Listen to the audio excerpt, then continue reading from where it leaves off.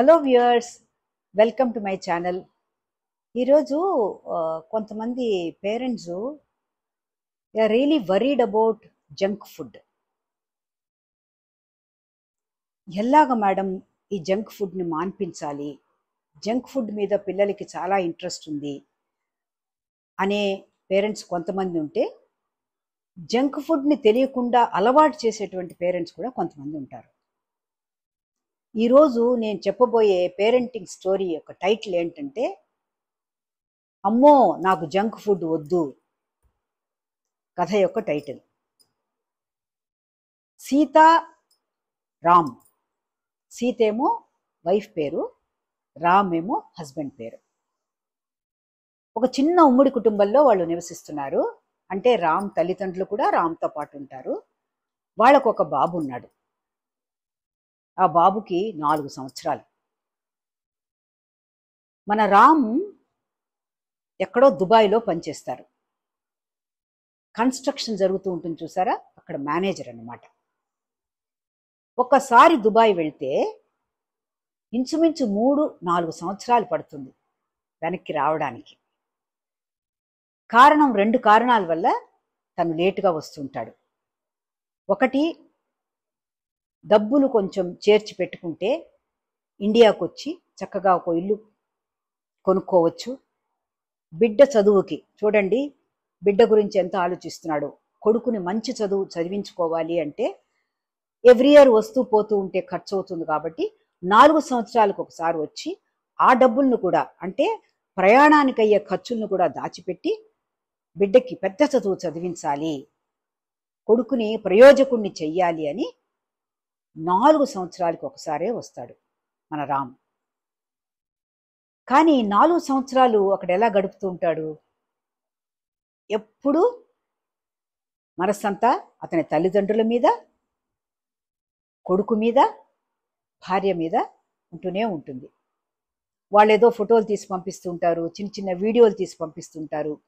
వాటిని చూసుకుంటూ ఆనందపడుతూ ఉంటాడు. పర్సనల్గా ఏంటంటే, ఎప్పుడు ఇండియాకు వెళ్తామా, ఎప్పుడు మన అబ్బాయిని చూస్తామా, ఎప్పుడు అమ్మా నాన్నని చూస్తామా, ఎప్పుడు భార్యను చూస్తామా, ఎప్పుడు వాళ్ళతో టైం స్పెండ్ చేస్తామా అన్న తపనతో ఎంతో కుతూహలంగా ఆ 4th ఇయర్ ఎప్పుడు వస్తుందా అని ఎదురు చూస్తూ ఉంటాడు. అట్లాగే ఒకసారి 4 సంవత్సరాల తర్వాత, అంటే 5వ ఏడు అన్నమాట, 5వ ఏడు వచ్చింది. బిడ్డకి 1 సంవత్సరం ఉన్నప్పుడు వెళ్ళాడు. 5వ ఏడు వచ్చినప్పుడు వచ్చాడనమాట. వచ్చిన తర్వాత ఇక ఆ రోజు వాళ్ళ ఆనందానికి అవధులు లేవు. కుటుంబ సభ్యులకి అనేక రకమైనటువంటి పిండి వంటలు చేశారు, భోజనాలు అయినాయి. ఈ 5 ఏళ్ల బాబు చక్కగా నాన్న ఒళ్ళో కూర్చుని, నాన్న నాన్న నాకు బర్గర్ తినాలనుంది, పిజ్జా తినాలనుంది అన్నాడు. అలాగే తిందాం. వచ్చినప్పుడు ఎన్నాళ్ళు ఉంటాడు తెలుసా అండి? 1 నెల ఉంటాడు, 2 నెలలు ఉంటాడు, 3 నెలలు ఉంటాడు, 4వ నెల లాస్ ఆఫ్ పే మీద ఉంటాడు. అంటే 1 ఇయర్కి 1 మంత్ ఆఫ్ అన్నమాట తీసుకోవచ్చు. 3 ఇయర్స్ అయ్యాక 4th ఇయర్కి లాస్ ఆఫ్ పే మీద వస్తాడు. అలాగా 4 నెలలు ఇంచుమించు ఉంటాడనమాట. అలాగే పెడదాం అన్నాడు రామ్. సో వాళ్ళ ఇంటికి కొంచెం దూరంలోనే పిజ్జా హట్ ఉంది. అక్కడ మెల్లిగా సాయంత్రాలు వెళ్ళి పిజ్జా తినేవాళ్ళు. భార్యకు కూడా చెప్పేవాడు, వద్దు సీత, ఏం చెయ్యకు, చక్కగా మనం పిజ్జా హట్కి వెళ్ళి తిందాము. ఒకరోజు పిజ్జా హట్టు, 2వ రోజు కూడా పిజ్జా హట్టు. పిల్లాడు మరి ముద్దు చేస్తున్నాడు కదా, అడుగుతున్నాడు కదా ముద్దు ముద్దుగా, సరే అని తీసుకెళ్ళాడు. మళ్ళీ ఒక 3-4 రోజులు అయ్యాక మళ్ళీ పిజ్జా హట్టు. ఇలాగా ఆ 4 నెలల్లో కూడా కొడుకుకి పిజ్జాలు తినడము, బర్గర్లు తినడము మెల్లిమెల్లిగా అలవాటైంది. చూడండి, మంచి అలవాటు అవ్వడానికి చాలా కాలం పడుతుంది. ఒక మంచి హ్యాబిట్ అవ్వడానికి చాలా కాలం పడుతుంది. అదే తినకూడని వస్తువు తినడానికి ఇట్టే తొందరగా మనము ఆ కోరికకి బలైపోతాం. పెద్దవాళ్ళం మనమే బలైపోతాం కదా. మరి 5 సంవత్సరాల ఆ బిడ్డ సంగతి ఏమిటి? మెల్లిమెల్లిగా ఈ 3 నెలల్లో పిల్లవాడికి బాగా అలవాటైపోయింది. ఇంతకీ మీరు అనుకోవచ్చు, ఈ పిల్లవాడికి ఏం పేరు పెట్టారు వాళ్ళు అని. శ్రీధర్ అని పేరు పెట్టుకున్నారు. శ్రీ అని పిలుస్తూ ఉంటారు. మన శ్రీధర్కి చక్కగా అలవాటైంది. 4 నెలలు అయిపోయినాయి. రామ్ మళ్ళీ వెళ్ళిపోయినాడు. ఇక మర్నాడు నుంచి ఆ టైం అయ్యేసరికల్లా, అంటే సాయంత్రం గాని రాత్రి గాని పిజ్జా తినాలి, బర్గర్ తినాలి అన్న కోరిక విపరీతంగా తలెత్తుతూ ఉండేది మన ఈ 5 ఏళ్ల శ్రీధర్ మనసులో. వెంటనే తాత నాకు ఇప్పించవా అంటే తాతకి తెలుసు, వాళ్ళ అమ్మ కూడా ఒక టీచర్, ఆవిడికి తెలుసు తినకూడదని. ముద్దు చేసి వాళ్ళ నాన్న అలవాటు చేసి వెళ్ళిపోయాడని తెలుసు.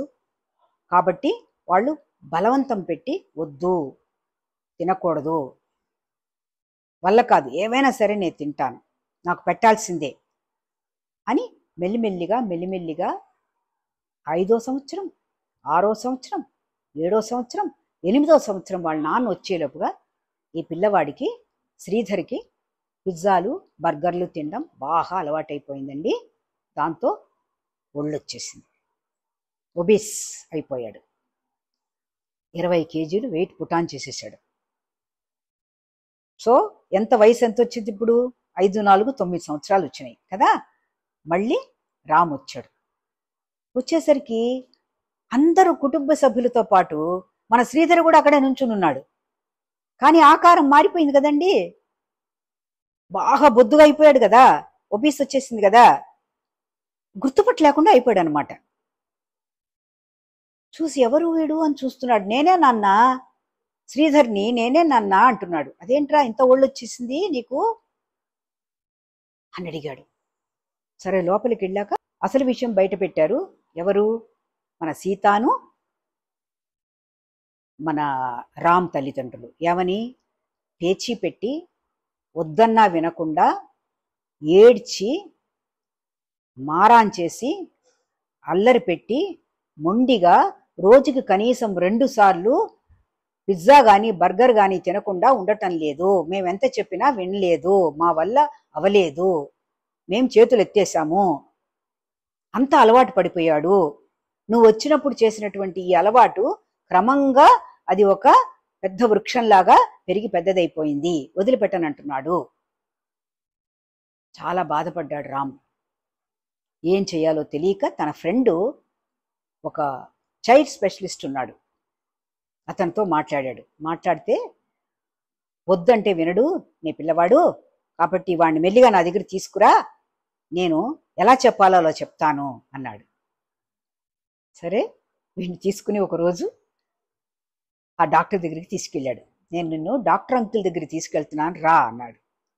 సరే వచ్చాడు మన శ్రీధర్ని కూర్చోబెట్టి ఈ ఒబెసిటీ ఉన్న పిల్లలు ఉంటారు చూడండి, ఆ పిల్లలందరినీ చూపించాడు. వాళ్ళు పరిగెత్తలేకపోతున్నారు, ఆటలాడుకోలేకపోతున్నారు, వాళ్ళని ఎగతాళి చేస్తున్నారు పిల్లలందరూ. వీడిని కూడా ఎగతాళి చేశారు, శ్రీధర్ని కూడా ఎగతాళి చేయడం మొదలుపెట్టారు. కాలనీలో ఎగతాళి చేస్తున్నారు, ఆటలాడుతున్నప్పుడు డుంబు డుంబు అని.